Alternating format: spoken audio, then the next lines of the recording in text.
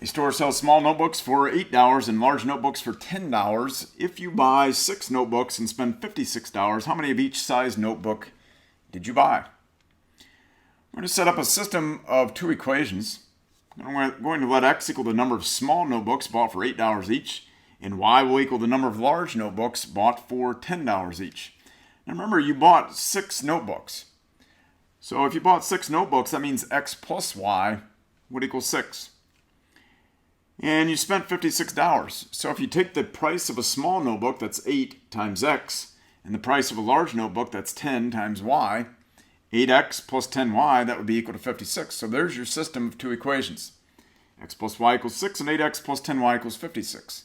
If we graph those 2 equations and see where they meet, we would find out how many of each size notebook, the x and the y, that you bought. So get each of those in slope-intercept form. That x plus y equals 6. To get that in slope-intercept form, subtract x from each side. You have y equals negative x plus 6. So the slope on that would be negative 1. And y-intercept would be 6. So to graph that, put a point at 6 on the y-axis. And then from there, go down 1 to the right 1. Put another point. Draw a line through those 2 points. That's the graph of the first equation. For the second equation, get that in slope-intercept form. Subtract 8x from each side. You have 10y equals negative 8x plus 56. Divide each side by 10. Get y equals negative 4/5 x plus 28/5. A little tough to do on paper. You might want to use a graphing calculator here as you're seeing. Start with the y-intercept, 28/5. So a little tough to make sure you're accurate on paper, especially with these fractions. 28/5, that is the y-intercept. The slope is negative 4/5. So put a point at 28/5 on the y-axis. That would be 5 3/5, or about 5.6. Like I said, too tough to do on paper. And from there, go down 4 to the right 5. Graphing calculator is going to do it for you. And then use a trace function or pinpoint exactly where they meet. They meet at the point 2, 4. So the point of intersection of those 2 lines is 2, 4. Remember, x is the number of small notebooks. Y is the number of large notebooks.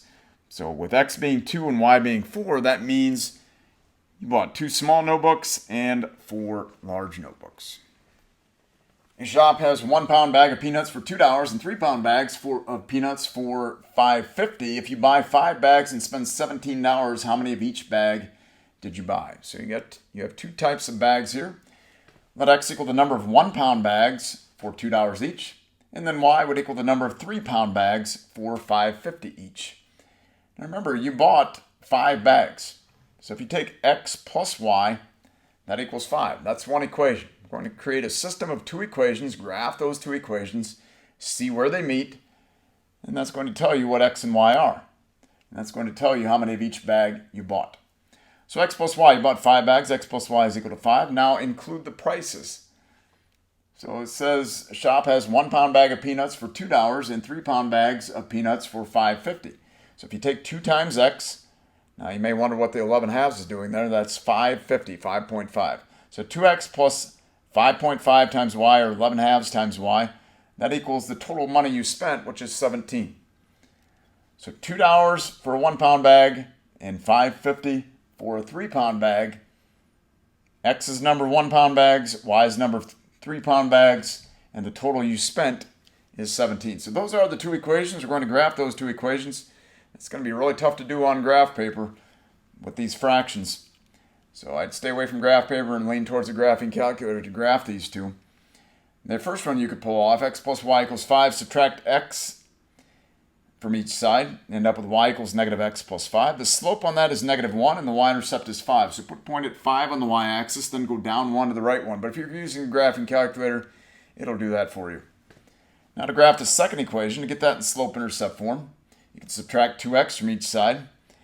And then you are dividing each side by 11 halves. That's the same as multiplying each side by the reciprocal, 2 elevenths. So if you multiply each side by 2 elevenths, make sure you multiply each term by 2 elevenths. That'd be y equals negative 4 elevenths x plus 34 elevenths. You're not going to be accurate doing that on paper. You'll be close, but if you're dealing with prices here and want to know exactly what it is, it's a little tough to be accurate.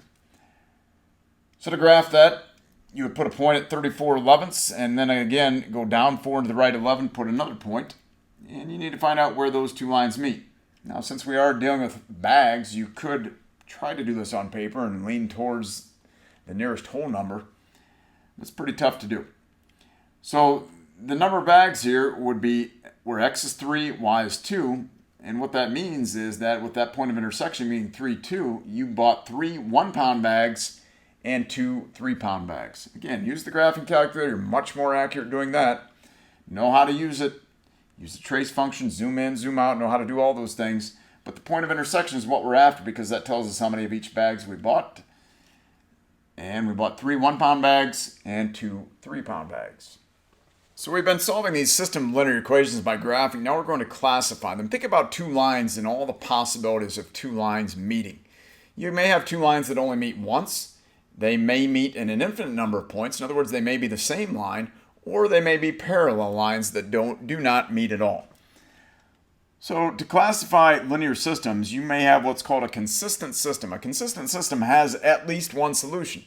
Now, there are 2 possibilities there. If they have at least one solution, that means they only meet once, or they may meet in an infinite number of points. They may be the same line. So branching off of that consistent system, you have what's called an independent system, where they have just one solution. They only meet once. That's an independent system. Those 2 lines are independent. They meet once and never again. Or you may have what's called a dependent system, where they have an infinite number of solutions. In other words, they share the same points throughout. In other words, those 2 lines are the same. That is a dependent system. Those 2 lines are the same. They depend on each other. An independent system, those 2 lines only meet once and never again. They are independent. So instead of consistent system, you may have what's called an inconsistent system. Now, think of 2 lines that do not meet. Those are parallel lines. So an inconsistent system has no solution or no point of intersection. In other words, they are the parallel lines. So if you have these 2 lines, to classify that, first you want to think, do they meet? Obviously, looking at it, you can see they do meet. So it's a consistent system, but then you decide, is it called independent or is it dependent? So it has one solution, therefore it's a consistent system, and it only has one point of intersection, so it's an independent system. And to recognize that, they do have different slopes. If you have 2 lines that have different slopes, they're only going to meet once. Here we have one line and then another line right on top of it. So if you have one line, another line directly on top of that, those 2 lines definitely meet. So they have infinite solutions. It's a consistent system. But since it's the same line, that's going to be a dependent system. Now, how to recognize that? They would have the same slope and the same y-intercept. So same slope, same y-intercepts, it's going to be the same line. Back here, 2 lines that just meet once, they would have different slopes. Here we have 2 lines that appear to be parallel, and they are. So if you have 2 parallel lines, they do not meet. There's nothing consistent about them. That's an inconsistent system.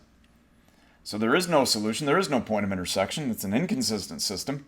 Now, how to recognize that? Looking at the equation, they would have the same slope, but different y-intercepts. If they have the same slope and same y-intercept, it'd be the same line. But they would have the same slope and different y-intercepts. So going through this again, 2 lines that only meet once, they're going to have different slopes. They might have the same y-intercept if they meet at the y-intercept or y-axis, but they're going to have different slopes. 2 lines that are the same, they're going to have the same slope, same y-intercept, and 2 lines that are parallel are going to have the same slope but different y-intercepts. So that's how you classify. Consistent system has at least one solution. An independent system only meets once or only has one point of intersection. A dependent system has an infinite number of solutions. In other words, it's the same line. An inconsistent system has no solution, no point of intersection. It would be parallel lines. Without graphing, is the system independent, dependent, or inconsistent? So if it's a consistent system, that means it has at least one point of intersection. It would be independent or dependent. If it's an inconsistent system, that means the 2 lines do not meet. There's nothing consistent about them, as far as the point of intersection is concerned. But we can't graph these, so we have to get these 2 equations in slope-intercept form, look at the slopes, look at the y-intercepts, and then make a decision based on that. So take that first equation, 4y minus 2x equals 6. To get that in slope-intercept form, going to add 2x to both sides. You have 4y equals 2x plus 6. Then divide each side by 4. If you divide each side by 4, you have y equals 1/2 x plus 3/2. Make sure you divide each term by 4. So the slope on that would be 1/2, and the y-intercept is 3/2. Take a look at the second equation. Get that in slope-intercept form. Solve it for y. Divide each side by 8. If you divide each side by 8, divide each term by 8, you have y equals 1/2 x minus 3/2. So the first equation, we've got y equals 1/2 x minus 3 plus 3/2. Y equals 1/2 x plus 3/2.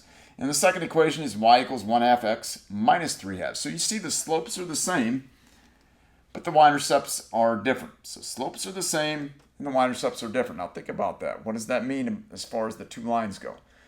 If you have two lines with the same slopes, but different y-intercepts, what type of lines are they? They are parallel lines. So if you have two parallel lines, that's considered to be an inconsistent system. Those are the two lines. They do not meet. There's nothing consistent about them as far as the point of intersection goes. That's an inconsistent system. Without graphing, is the system independent, dependent, or inconsistent? These two lines, 2x plus 3y equals 1 and 4x plus y equals -3. So we're going to get each of these in slope-intercept form, look at the slopes and the y-intercepts, and then make a decision based on that. So take that first equation, subtract 2x from each side to get that in slope-intercept form. If 3y equals -2x plus 1, divide each term by 3. If you divide each term by 3, you have y equals -2/3 x plus 1/3. So the slope on that is -2/3, and the y-intercept is 1/3. But that tells you nothing unless you look at the second equation. 4x plus y equals -3. To get that in slope-intercept form, it's just one step. Move that 4x to the other side by subtracting 4x from each side. Get y equals -4x minus 3. So the slope on that is -4, and the y-intercept is -3. So you can see, looking at these two lines, one has a slope of -2/3, the other has a slope of -4. One has a y-intercept of 1/3, the other has a y-intercept of -3. So two lines where their slopes are different and the y-intercepts are different. If you think about that, those are just two lines that are going to randomly meet somewhere. So it's a consistent system. They're only going to meet once and never again. If they're only going to meet once and never again, that's an independent system. So if it's consistent, it's either independent or dependent. An independent system, those two lines only meet once. A dependent system, those two lines are the same. So here you're looking at an independent system. Once again, without graphing, is the system independent, dependent, or inconsistent? Get those two in slope-intercept form. That first one's already there. So that first equation is already in slope-intercept form. The slope on that is 2, and the y-intercept is -3. The second equation, though, needs a little work to get that in slope-intercept form. Subtract 6x from each side. If you do that, you have -3y equals -6x plus 9. Then divide each side, each term, by -3. If you divide each term by -3, you get y equals 2x minus 3. Slope on that is 2, and the y-intercept is -3. So if you look at these two equations, they are the same. So two equations that are the same. No big surprise if you graph those two equations. The graph is going to look exactly the same. Those two lines are the same. That's a consistent system, and those two lines are definitely dependent on each other because they are the same line. So once again, it's a consistent system. It's the same line, therefore that is a dependent system. So you have one line and then another line right on top of it, or as close as we can get it. That is a dependent system. Going to decide if this system is independent, dependent, or inconsistent. Get them each in slope-intercept form. Take that first equation, add 3x to both sides. If you add 3x to each side, you have y equals 3x plus 4. So right there you can see the slope is 3 and the y-intercept is 4. Take the second equation, subtract x from each side. Get -1/3 y equals -x plus 1. Divide each side by -1/3. Now when you divide by a fraction, remember you are multiplying by the reciprocal. So what's the reciprocal of -1/3? It's -3. So you're multiplying each side by -3. If you do that, you have y equals 3x minus 3. So the slope on the first line is 3, slope on the second line is 3. They have the same slope, but they have different y-intercepts. So two lines with the same slope, but different y-intercepts. Same slope, different y-intercepts. They're going to be parallel lines. Slopes are equal and the y-intercepts are different. Those are parallel lines. They do not meet. It's going to be an inconsistent system. So two lines that do not meet, it's an inconsistent system. There's nothing consistent about them as far as the points of intersection go. And there it is. Those two lines are parallel. You're looking at an inconsistent system.